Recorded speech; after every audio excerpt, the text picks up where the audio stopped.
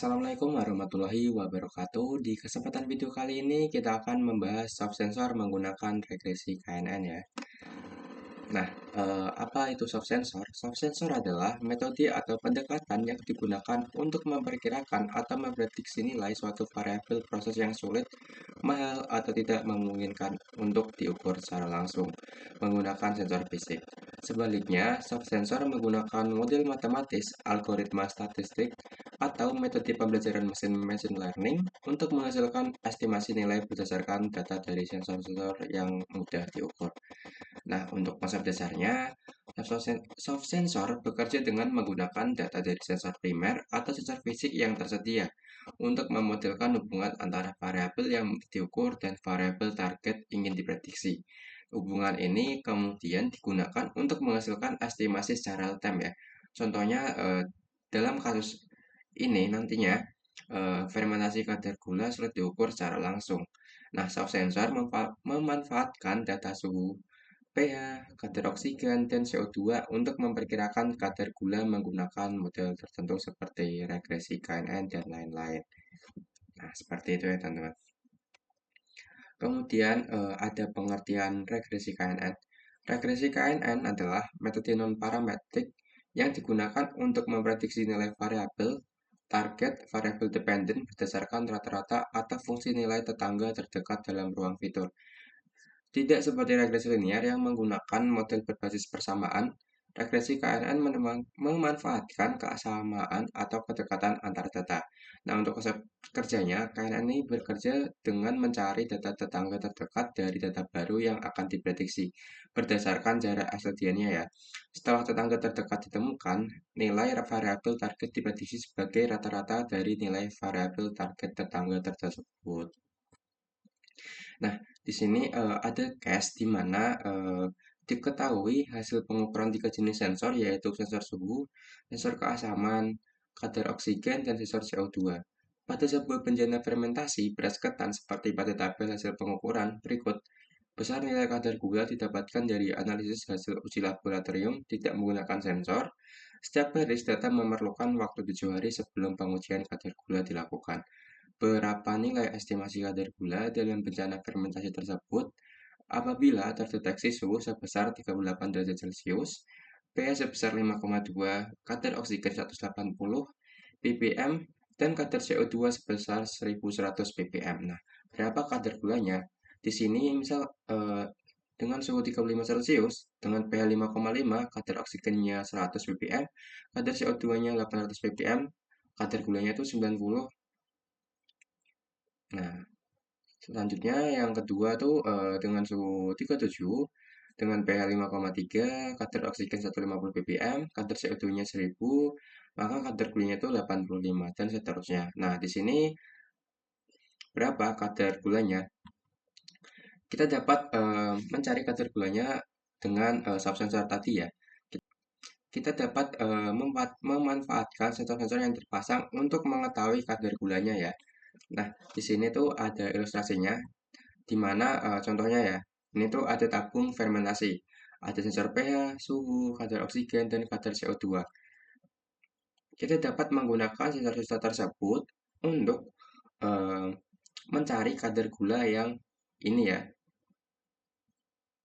Nah, di sini kita langsung buat tabel pelatihan. Nah, untuk tabel pelatihan ini untuk memudahkan kita dalam perhitungannya ya. 35,5, 100, dan 800 ini tuh dari ini 35, 5,5, 100, 800. Nah, itu ya dipersingkat gitu. Kemudian 90 dari kadar gulanya ini. Dan seterusnya ya, teman-teman. Jika sudah, kita dapat menghitung jarak aslinya ya. Untuk rumusnya akar W1 kurang W2 pangkat 2 tambah X1 min X2 pangkat 2 plus Y1 min Y2 pangkat 2 plus Z1 kurangi Z2 pangkat 2. Nah, dari W1, X1, Y1, Z1 ini dari pertanyaan atau dimensi data baru. Dari pertanyaan tadi ya, dari ini yang dipertanyakan. Kemudian untuk W2, X2, Y2, Z2, maaf, dari datasheet, dari ini yang kita buat tabel pelatihannya tadi ya. Nah, kemudian kita langsung masukkan ke dalam rumusnya ya. Akar 38 kurangi 35, 38 dari dimensi data baru ini, kemudian 35 dari, maaf, dari ini, suhu dari datasheet, kemudian pangkat 2 tambah 5,2 dari dimensi data baru, kemudian 5,5 dari ini, dari datasheet, kemudian ditambah 180 dari data dimensi baru, kurangi 100 dari datasheet, pangkat 2 tambah 1100 dari dimensi data baru, kemudian dikurangi 800 dari datasheet ya, pangkat 2. Nah, hasilnya 310,4. Nah, untuk caranya ke bawah sama ya, seperti itu ya teman-teman. Jika sudah, kita dapat mengurutkan terkecil sampai terbesar ya. Jika sudah, kita pilih tiga yang ini, tiga kolom, tiga tetangga terdekat ya. Kemudian kita dapat menghitung nilai prediksi. Prediksi untuk KNN regresi adalah rata-rata nilai target dari tetangga terdekat. Nah, kita langsung masukkan ke dalam rumusnya aja. 70 tambah 85 tambah 90 bagi dengan banyak jumlah datanya ya. Di sini kan ada 3, berarti bagi 3 sama dengan 81,6. Jadi, suhu 38 Celcius dengan pH 5,2, kadar oksigennya 180 ppm, kadar CO2-nya 1100 tuh kadar gulanya adalah 81,6. Nah, di sini ada juga visualisasinya ya. Yang merah ini adalah tetangga terdekat yang setelah menghitung jarak SLDN-nya ya. Kemudian kita masukkan rumus akan mendapatkan ini rata-ratanya ini 81,6. Kemudian untuk kelebihan dan kekurangan regresi KNN ini adalah untuk kelebihannya sendiri itu mudah dipahami dan diterapkan, bahkan untuk hubungan data yang tidak linear. Metode ini tidak memerlukan pelatihan model yang kompleks, sehingga cocok untuk kasus-kasus di mana hubungan antara variabel tidak mudah dimodelkan secara matematis secara estimasi kadar gula dalam proses fermentasi. Nah, untuk kekurangan sendiri, metode ini memerlukan komputasi yang tinggi, terutama jika data historisnya sangat besar. Nah, karena harus menghitung jarak setiap kali melakukan prediksi, selain itu KM sangat bergantung pada kualitas datanya ya. Kemudian untuk kesimpulannya sendiri, regresi KNN adalah teknik yang sederhana namun efektif untuk memprediksi nilai suatu variabel berdasarkan kedekatan data baru dengan data historis. Dengan cara menghitung jarak SLDN, KNN mencari tetangga terdekat dari data baru, lalu memperkirakan nilai targetnya berdasarkan rata-rata nilai tetangga tersebut.